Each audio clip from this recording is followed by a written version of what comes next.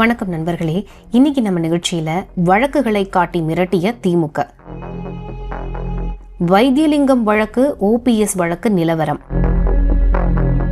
சோனியா நடத்திய பஞ்சாயத்து, ராகுல் காந்தி சென்னை வருகை ரத்து, மதுரை மோடி கூட்டத்தில் மேடை ஏறும் புதிய கட்சிகள், சென்னையில் முகாமிட்ட அமலாக்கத்துறை, டெல்லிக்கு ஓடும் சபரீசன், இன்னும் பல முக்கியமான தகவல்கள் நமக்கு கிடைச்சிருக்கு. ஒன்னொன்னா பார்க்கலாம். முதலாவதா டெல்லியில உள்ள சீனியர் ரிப்போர்ட்டர் கொடுத்த தகவல்களை சொல்லிடுறோம். பன்னீர்செல்வம் பாஜக கூட்டணியில இருந்தா பலமா இருக்கும், அவரோட கோரிக்கையை ஏன் அமித்ஷா ஏத்துக்கல அப்படின்னு கேட்டோம். அதுக்கு சென்னையிலிருந்து கொடுத்த புள்ளி விவரங்களை மத்திய அரசு உளவுத்துறை ஆய்வு செஞ்சிருக்காங்க. அதாவது பன்னீர்செல்வம் தன்னோட மகன் OP ரவீந்திரநாத் மேலே இருக்கும் அமலாக்கத்துறை வழக்குகளை ரத்து செய்ய கோரிக்கை வச்சிருக்காரு. ரவீந்திரநாத் பேரில் இருக்கும் சொத்துக்களை முடக்கி வச்சிருக்காங்க, அதை ரிலீஸ் பண்ணணும்னு கேட்டிருக்காரு. மகனுக்கு மத்திய இணை அமைச்சர் பதவியும் ராஜ்யசபா MP பதவியும் கேட்டாரு. இந்த கோரிக்கைகள் டெல்லியில ஏற்கப்படலை. 3 முறை முதலமைச்சர் அவரோட கோரிக்கையே கேட்கலையான்னு ஆச்சரியத்தோடு தான் கேட்டோம். யாரா இருந்தாலும் அமலாக்கத்துறை வழக்கில் தலையிட முடியாது அப்படின்னு சொல்லிட்டாங்க. அது மட்டும் இல்லை, 2019 இருந்து அதிமுக ஆட்சியை கவிழ்க்க முயற்சி செஞ்சது, இடைத்தேர்தலில் அதிமுகவுக்கு துரோகம் செஞ்சது, 2021 சட்டமன்ற தேர்தலில் அதிமுக தோல்விக்கு காரணமாக இருந்தது, அதிமுகவை ஆட்சிக்கு வர விடாமல் தடுத்தது, 2024 தேர்தலில் சுயேட்சையாக அதிமுகவுடைய இரட்டை இலை சின்னத்தை எதிர்த்து போட்டிக்கிட்டது, 2026 தேர்தலுக்கு அடுத்த குழப்பம் விளைவிச்சது. இப்படி பல விஷயங்களை மத்திய உளவுத்துறை டெல்லிக்கு ஆதாரங்களோட ரிப்போர்ட்டாக கொடுத்துருக்காங்க. சரி, அப்படி இருந்தாலும் எப்படி திமுக பக்கம் ஒதுங்கினாரு பன்னீர்செல்வம்னு கேட்டோம். அதுக்கு டெல்லி சோர்ஸ் கொடுத்த தகவல் இப்படியெல்லாம் கூடவா நடக்கும் அப்படின்னு நம்மளை யோசிக்க வச்சது. அதாவது இது 6 மாதத்துக்கு முன்னாடியே முடிவு பண்ணது தான். பன்னீர்செல்வம் குடும்பமும் திமுக ஸ்டாலின் மகன் மருமகன் குடும்பமும் ரியல் எஸ்டேட் பிஸ்னஸில் சேர்ந்து வேலை செய்கிறாங்க. அவங்களுக்கு கட்சி முக்கியம் இல்லை, சொத்தை காப்பாற்றணும், அதுதான் முக்கியம்னு சபரீசன் மூலமாக டீலிங் போட்டு பேசி முடிச்சிட்டாங்கன்னு சொன்னாங்க. ரொம்ப முக்கியமாக பன்னீர்செல்வம் வருமானத்துக்கு அதிகமாக பல கோடி ரூபாய் அளவுக்கு சொத்து குவிப்பில் ஈடுபட்டதா திமுக ஆட்சியில் லஞ்ச ஒழிப்புத்துறை போலீசார் வழக்கு பதிவு செஞ்சாங்க. இந்த வழக்கில் பன்னீர்செல்வம், அவருடைய மனைவி விஜயலட்சுமி, அவருடைய மகன் ரவீந்திரநாத் குமார், பன்னீர்செல்வத்துடைய தம்பி ராஜா, அவருடைய மனைவி சசிகலாவதி, மற்றொரு தம்பி குடும்பமான பாலமுருகன், அவருடைய மனைவி லதா மகேஸ்வரி ஆகியோர் மேலே கேஸ் இருக்கு. குடும்பத்தோட ஜெயிலுக்கு போறத பன்னீர்செல்வம் விரும்பல. வைத்தியலிங்கம் கேஸ்ல இருந்து தப்பிக்க திமுகவில் சேர்ந்த மாதிரி தான் இவரும் 1 மாசம் திமுக ஆட்சியில தன்னோட கேஸும் முடிஞ்சிரும்னு நம்பி இருக்காருன்னு சொன்னாங்க. தென் மாவட்டத்துல பன்னீர்செல்வம் போனதால அதிமுகவுக்கு ஏதாவது பாதிப்பு ஏற்படுமா அப்படின்னு நம்ம கேட்டதுக்கு, மதுரை தேனி மண்டலத்துல நம்ம ரிப்போர்ட்டர்ஸ் டீம் மூலமா ஒரு அவசர கருத்து கணிப்பு எடுத்தோம். அந்த தகவல் படி தென் மாவட்டத்தில் பாஜக தலைவர் நயினார் நாகேந்திரன், அமமுக பொதுச் செயலாளர் TTV தினகரன், அதிமுக முன்னாள் அமைச்சர்கள் திண்டுக்கல் சீனிவாசன், நத்தம் சீனிவாசன், செல்லூர் ராஜு, RB உதயகுமார், C விஜயபாஸ்கர், மணிகண்டன், இவங்க யாரையும் வளரக்கூடாதுன்னு துரோக வேலை செஞ்சதே பன்னீர்செல்வம் தான். இப்போ பன்னீர்செல்வம் போனதால அதிமுக தொண்டர்கள் இன்னும் உற்சாகமாக தான் வேலை செய்வாங்க, உழைச்சவங்களுக்கு மரியாதை கிடைக்கும்னு கள நிலவரத்தை சொன்னாங்க. அப்படியே அறிவாலயம் பக்கம் என்ன நடக்குதுன்னு திமுக சோர்ஸ் மூலமா தகவல் கேட்டோம். காங்கிரஸ் வெளியில போயிருவாங்கன்னு சோனியா காந்தி வரைக்கும் ஸ்டாலின் பேசி பார்த்ததும் எதுவும் நடக்கல. ராகுல் காந்தி சென்னை வருகை 2 தடவை ரத்து பண்ணிட்டாங்க. இப்போ 3வது முறையாகவும் March 5 ராகுல் பயணமும் ரத்தாயிருக்கு.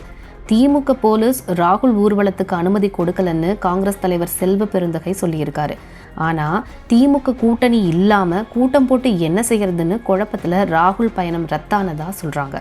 காங்கிரஸ் கூட்டணிக்கு வாங்கன்னு டெல்லியில் கெஞ்சி பார்த்தோம், எதுவும் நடக்கலைன்னு சொல்லிட்டாங்க. அப்புறமா நம்ம சில சந்தேகங்களை கேட்டோம். அமலாக்கத்துறை கேஸில் இருந்து தப்பிக்க காங்கிரஸ் ஆதரவு வேணும்னு சிதம்பரம் மூலமாக சோனியா காந்தி கூட ஸ்டாலின் பேசினதா சொன்னாங்களேன்னு கேட்டோம். அதுக்கு வாய்ப்பே இல்லை.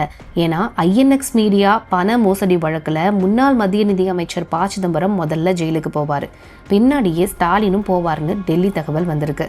தயாநிதி மாறன், கார்த்தி சிதம்பரம், ராசா, அனிதா ராதாகிருஷ்ணன், ஜெகத் ரட்சகன், OP ரவீந்திரநாத் உள்ளிட்டோருடைய சொத்துக்களை அமலாக்கத்துறை முடக்கி வச்சிருக்காங்க. சிதம்பரம் கர்நாடக துணை முதல்வர் DK சிவகுமார், ஜார்க்கண்ட் முன்னாள் முதல்வர் ஹேமந்த் சோரன், டெல்லி முதல்வர் அரவிந்த் கெஜ்ரிவால் வரைக்கும் பலரையும் சிறையில் தள்ளியிருக்கு அமலாக்கத்துறை.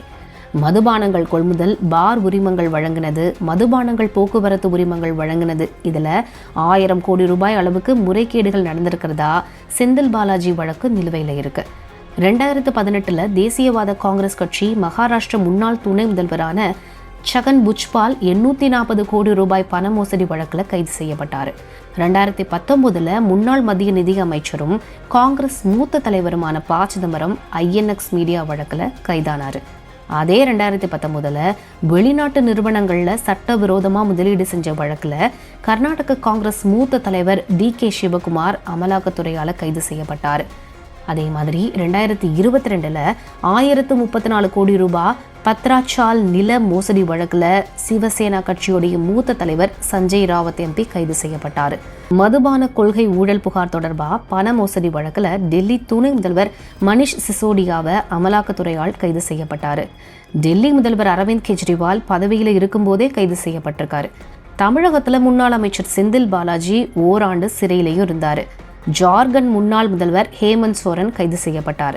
இப்போ அமலாக்கத்துறை தலைமை இயக்குனர் சென்னையில முகாமிட்டு திமுக அமைச்சர்கள் மீதான புகாரை எல்லாம் விசாரணைக்கு எடுத்தாராம். கடந்த 2023 செப்டம்பர் மாதம் மணல் குவாரி அதிபர்களுக்கு தொடர்புடைய இடங்கள்னு 50க்கும் மேற்பட்ட இடங்கள்ல சோதனை செஞ்சிருக்காங்க. சட்டவிரோதமா மணற்குவாரிகள்ல மணல் அள்ளும் விவகாரம் தொடர்பா அமலாக்கத்துறை 130 கோடி மதிப்பிலான சொத்துக்களை முடக்கியிருக்காங்க. அப்போ வேலூர் மாவட்ட ஆட்சியராக இருந்த குமரவேல் பாண்டியன், தஞ்சை மாவட்ட ஆட்சியரா அப்போ இருந்த தினேஷ் பொன்ராஜ் ஆலிவர், அரியலூர் மாவட்ட ஆட்சியர் ஆனி மேரி ஸ்வர்ணா, கரூர் மாவட்டத்தில் அப்போ ஆட்சியராக இருந்த பிரபு சங்கர், திருச்சி மாவட்ட ஆட்சியர் பிரதீப் குமார் ஆகிய 5 கலெக்டர்களும் விசாரணைக்கு ஆஜராகல. ஆனால் அதுக்கப்புறமா உச்சநீதிமன்ற தீர்ப்புப்படி வேலூர் மாவட்ட ஆட்சியராக இருந்த சுப்புலட்சுமி IAS, தஞ்சை மாவட்ட ஆட்சியராக இருந்த தீபக் ஜேக்கப் IAS, கரூர் மாவட்ட ஆட்சியராக இருந்த தங்கவேலு IAS, அரியலூர் மாவட்ட ஆட்சியராக இருந்த ஆனி மேரி ஸ்வர்ணா IAS, திருச்சி மாவட்ட ஆட்சியராக இருந்த பிரதீப் குமார் IAS இவங்கெல்லாம் அமலாக்கத்துறை முன்னாடி ஆஜராகி மணல் கொள்ளை ஆவணங்கள், திமுக அமைச்சர்கள் மீதான தகவல்களை எல்லாம் சொன்னாங்க. டாஸ்மாக் வழக்கும் மணல் கொள்ளை வழக்கும் ஸ்டாலின், உதயநிதி ஸ்டாலின், சபரீசன் 3 பேரையும் ஜெயிலுக்கு கூட்டிட்டு போகும்னு திமுகவை உறுதியாக நம்பி பயத்தில் இருக்காங்க. சபரீசன் டெல்லியில் முகாம் போட்டு கேஸ்ல இருந்து தப்பிக்க ஓடிட்டு இருக்காராம். இதையெல்லாம் நாம பேசிட்டு இருக்கும்போதே மதுரையில் இருந்து பல தகவல்களும் வந்து சேர்ந்துச்சு. அதாவது மார்ச் 1 மதுரையில் பிரதமர் மோடி கலந்துக்கும் தேர்தல் பிரச்சார பொதுக்கூட்டத்தில் கூடுதலாக 3 கட்சி தலைவர்கள் மேடை ஏற போறாங்க. அதாவது அதிமுக கூட்டணி இன்னும் ஸ்ட்ராங்கா மாறிட்டு இருக்காங்கன்னு சொன்னாங்க. சரி நண்பர்களே, இன்னும் பல முக்கியமான அரசியல் செய்திகளோட அடுத்த நிகழ்ச்சியில உங்களை சந்திக்கிறோம். நன்றி, வணக்கம். அரசியல்ல உண்மையா என்னதான் நடக்குது தெரிஞ்சுக்க நாளை நமதே சேனலை சப்ஸ்கிரைப் பண்ணுங்க.